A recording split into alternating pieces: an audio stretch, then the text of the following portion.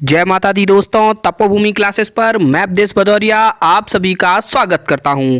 MP police constable की vacancy दोस्तों आ चुकी है।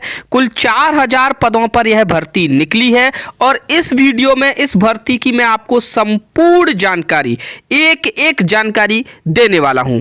तो चलिए वीडियो शुरू करने से पहले मैं आपको एक बेहद महत्वपूर्ण सूचना दे दूं कि अगर आप लोगों ने अभी तक हमारा एंड्रॉयड एप्लीकेशन जो कि तपोभूमि क्लासेस के नाम से आपको गूगल प्ले स्टोर पर मिल जाएगा, उसे डाउनलोड नहीं किया है तो उसको डाउनलोड जरूर कर लीजिए, क्योंकि वहां पर आपको एमपी पुलिस एग्जाम से संबंधित काफ़ी चीज़ें मिलने वाली हैं। जैसे कि आपको मैथ और रीजनिंग के लिए डेली प्रैक्टिस पीडीएफ्स मिला करेंगी, टेस्ट सीरीज भी आने वाले समय में आपको एमपी पुलिस एग्जाम के लिए मिलेंगी, करंट अफेयर्स की मंथली मैगजीन वहां पर उपलब्ध है, साथ ही साथ एमपी पुलिस एग्जाम व अन्य परीक्षाओं के लिए फ्री व पेड दोनों प्रकार के कोर्सेस भी वहां पर उपलब्ध हैं। तो अगर आपने अभी तक हमारा एंड्रॉयड एप्लीकेशन डाउनलोड नहीं किया है तो सर्च कीजिए गूगल प्ले स्टोर पर तपोभूमि क्लासेस, साथ ही साथ डिस्क्रिप्शन में भी लिंक दी गई है, वहां से आप उसको डाउनलोड जरूर कर लीजिए।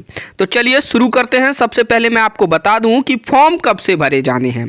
तो फॉर्म भरने की जो प्रारंभिक तिथि है वो है 31 दिसंबर। 31 दिसंबर से आपके फॉर्म भरना स्टार्ट हो जाएंगे, जो कि 14 जनवरी 2021 तक भरे जाएंगे। अगर आपसे फॉर्म भरने में कोई गलती हो गई है तो आप 19 जनवरी 2021 तक उसमें संशोधन करा सकते हैं।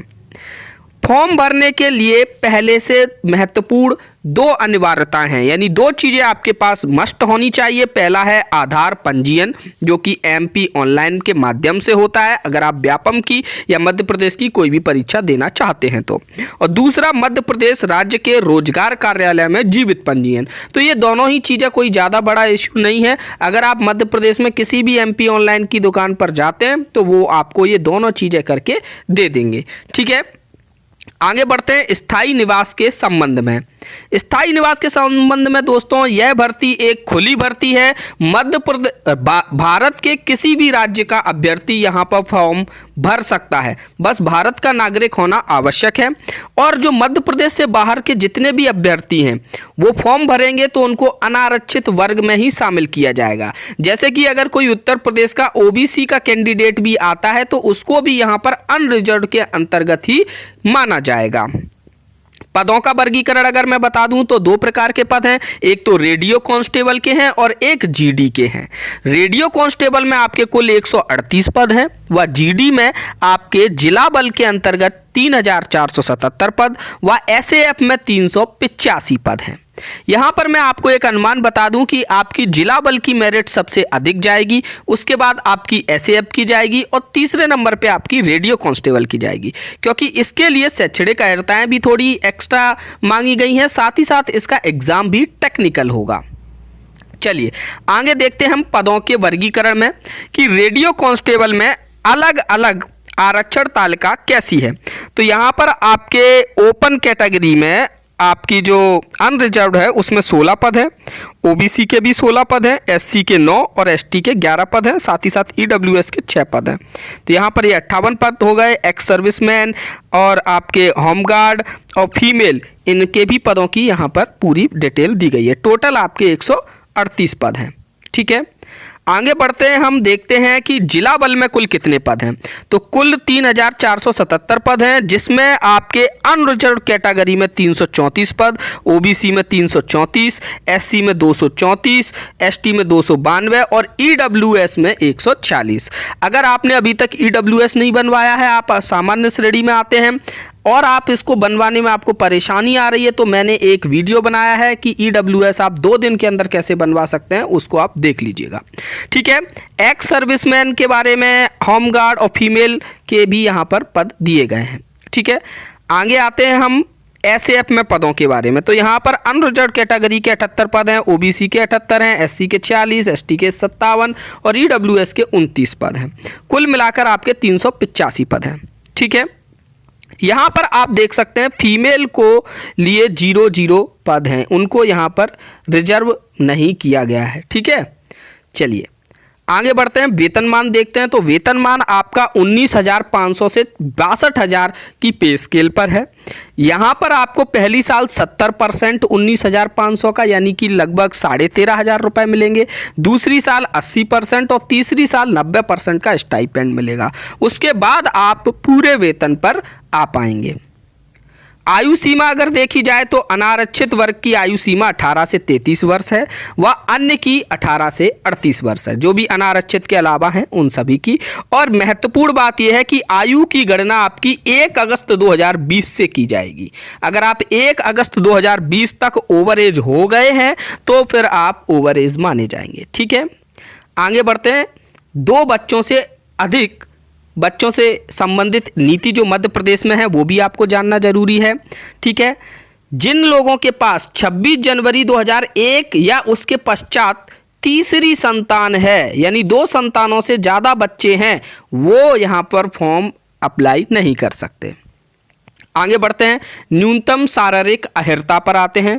तो शारीरिक अहर्ताएं अगर आप देखेंगे, पुरुषों के लिए ऊंचाई जो है वो 168 सेंटीमीटर चाहिए व महिलाओं के लिए 155 सेंटीमीटर चाहिए। पुरुषों के लिए सीने में फुलाव 5 सेंटीमीटर का होना चाहिए, न्यूनतम सीना आपका 81 सेंटीमीटर का होना चाहिए। यहाँ पर अनुसूचित जनजाति यानी कि एसटी कैंडिडेट्स के लिए थोड़े अलग नियम है। पुरुषों के लिए 160 सेंटीमीटर ऊंचाई व महिलाओं के लिए 155 सेंटीमीटर ऊंचाई व सीना आपका 76 सेंटीमीटर पुरुषों के लिए मांगा गया है और उसमें 5 सेंटीमीटर का न्यूनतम फुलाव होना चाहिए। ठीक है, तो यहाँ पर केवल एसटी जो कैंडिडेट हैं अनुसूचित जनजाति उन्हीं को छूट है, बाकी सबके लिए सेम है। ठीक है, दृष्टि तीव्रता के बारे में भी यहाँ पर क्लियर कर दिया गया है। काफ़ी ऐसे बच्चे हैं जिनको चश्मा लगा होता है तो उनके लिए ये महत्वपूर्ण सूचना है कि बिना चश्मे के आपकी एक आंख कम से कम 6/9 व दूसरी 6/12 से कम दृष्टि तीव्रता की नहीं होनी चाहिए। मतलब एक आंख आपकी अगर स्ट्रांग है, दूसरी थोड़ी सी उससे कम भी है तो भी चलेगा मतलब। ठीक है, तो ऐसा है आपका। अगर दोनों 6/9 की हैं तो भी कोई दिक्कत नहीं है, 6/6 की हैं तो कोई दिक्कत है ही नहीं। लेकिन अगर थोड़ा बहुत दिक्कत है तो एक आंख तो कम से कम 6/9 की होनी चाहिए, दूसरी 6/12 से कम की होनी चाहिए। ठीक है, इससे कम दृष्टि तीव्रता नहीं होनी चाहिए आपकी। न्यूनतम शैक्षणिक अर्हता पर आते हैं तो अगर हम जीडी के लिए देखेंगे तो एसटी कैंडिडेट के लिए यहाँ पर थोड़ी छूट है, उनके लिए 8वीं पास न्यूनतम शैक्षणिक अर्हता है व अन्य के लिए 10वीं पास। अगर आप 10वीं पास हैं तो यहाँ पर आप फॉर्म भर सकते हैं। न्यूनतम शैक्षणिक अर्हता अगर रेडियो कांस्टेबल के लिए देखी जाए तो यहाँ पर आप 3 प्रकार की अर्हताएं आपके लिए चाहिए। पहला है कि आप 12th पास होने चाहिए, दूसरा आपके पास या तो ITI या फिर आपके पास डिप्लोमा होना चाहिए 3 साल का, या आपके पास 4 साल की इंजीनियरिंग की डिग्री होनी चाहिए। ITI के लिए कुल 7 स्ट्रीम उन्होंने दे रखी हैं, जो कि NCVT या SCVT से ITI किए हों, कोई 2 साल का डिप्लोमा हो जिनके पास। ये आपको स्क्रीन के सामने ये 7 ब्रांच दिख रही होंगी। इसी प्रकार से 3 साल के डिप्लोमा के लिए व 4 साल की डिग्री के लिए कुल 6 ब्रांचेस उन्होंने दे रखी हैं, जो कि आपको स्क्रीन के सामने दिख रही होंगी। साथ ही साथ आपको हिंदी और अंग्रेजी की टाइपिंग का भी ज्ञान होना चाहिए। इसके लिए कोई डिग्री डिप्लोमा कुछ ऐसा वहाँ पे लिखा नहीं गया है, केवल टाइपिंग की मांग की गई है आपसे। ठीक है, तो ये तीनों ही फुलफिल होनी चाहिए। ठीक है, हालांकि इसमें थोड़ा सा संशोधन उनको करना चाहिए था, क्योंकि बहुत से बच्चे 10वीं के बाद ITI कर लेते हैं, डिप्लोमा 10वीं के बाद कर लेते हैं, तो वो 12th नहीं करते हैं, तो उनके लिए शायद यहाँ पर छूट उनको देनी चाहिए थी।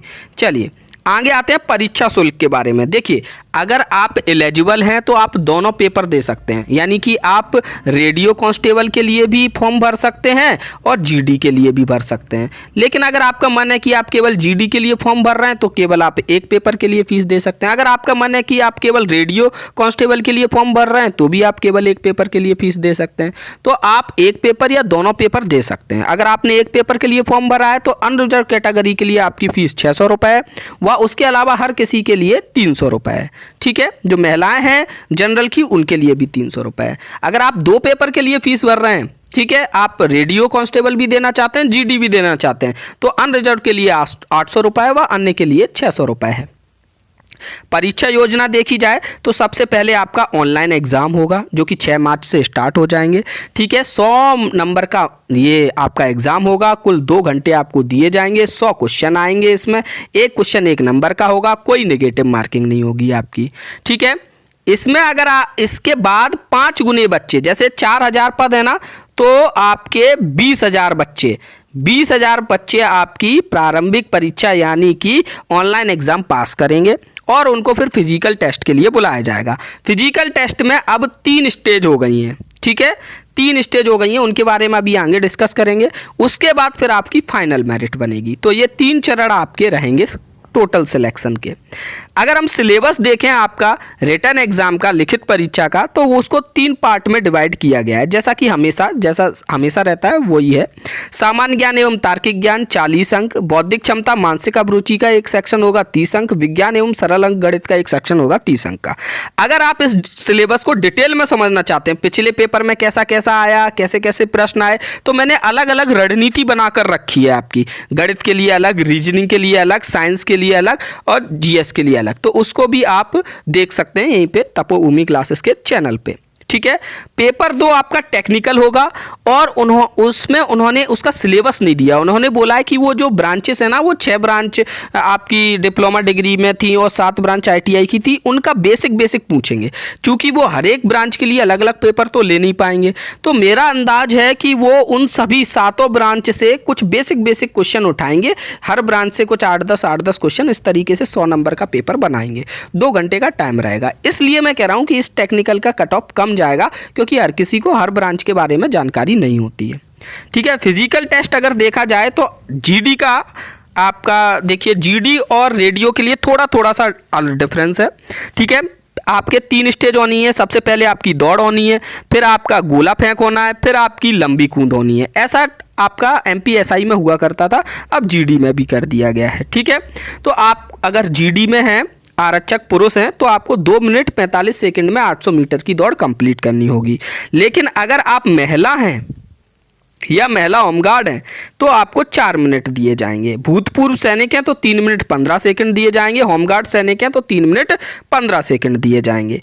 गोला फेंक में आपको, अगर आप पुरुष हैं तो 19 फीट तक गोला फेंकना पड़ेगा। वो आपका वजन गोले का ये होगा 7.26 किलोग्राम। अगर आप महिला हैं तो 15 फीट फेंकना पड़ेगा, 4 किलो वजन रहेगा। यदि आप भूतपूर्व सैनिक हैं तो 15 फीट फेंकना पड़ेगा और वजन वही पुरुषों वाला रहेगा। होमगार्ड सैनिक हैं तो 17 फीट फेंकना पड़ेगा। लंबी कूद के लिए आप पुलिस में, अगर आप सामान्य में हैं, आरक्षक पुरुष हैं, तो आपको 13 फीट कूदना पड़ेगा। बाकी लोगों को 10-10 फीट कूदना पड़ेगा। होमगार्ड सैनिक को 12 फीट कूदना पड़ेगा। यहाँ पर रेडियो के फिजिकल टेस्ट में थोड़ी सी छूट दे दी गई है। किन किन लोगों को? 1 फीट की छूट दी गई है लंबी कूद में पुरुषों को, 1 फीट की, ठीक है। उसके बाद आपकी यहाँ देखिए, महिला और भूतपूर्व सैनिक के लिए कोई छूट नहीं है, बिल्कुल सेम एक जैसा ही आपका फिजिकल टेस्ट है, रेडियो में भी और जीडी में भी। होमगार्ड सैनिकों के लिए यहाँ पर 2 फीट इसमें कम कर दिए गए हैं और 2 फीट इसमें कम कर दिए गए हैं, ठीक है। 2 फीट गोला फेंक में और 2 फीट आपकी लंबी कूद में कम कर दिए गए हैं, आप देख सकते हैं, ठीक है। अब आते हैं परीक्षा दिनांक पर। तो आपकी 6 मार्च से परीक्षा स्टार्ट हो जाएंगी, 2021 से शुरू हो जाएंगी, ऐसा आपका वहाँ पे दिया गया है, ठीक है। अब दोस्तों, अगर आप परीक्षा की तैयारी कर रहे हैं तो 1 जनवरी से हम लोग तपोभूमि क्लासेस पर मैथ और रीजनिंग की डेली लाइव क्लास स्टार्ट करने वाले हैं, जो कि 2 घंटे की होंगी और ये पूर्णतः निःशुल्क रहेंगी, फ्री रहेंगी।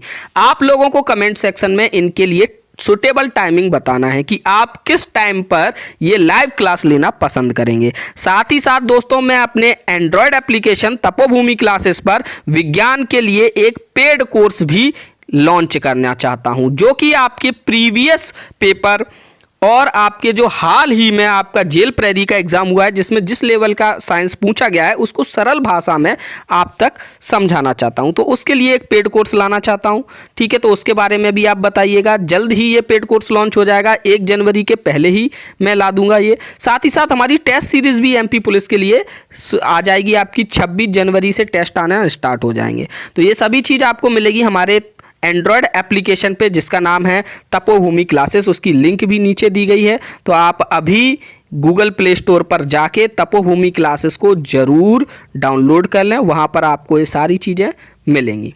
मिलते हैं अगले लेक्चर में। धन्यवाद। जय माता दी।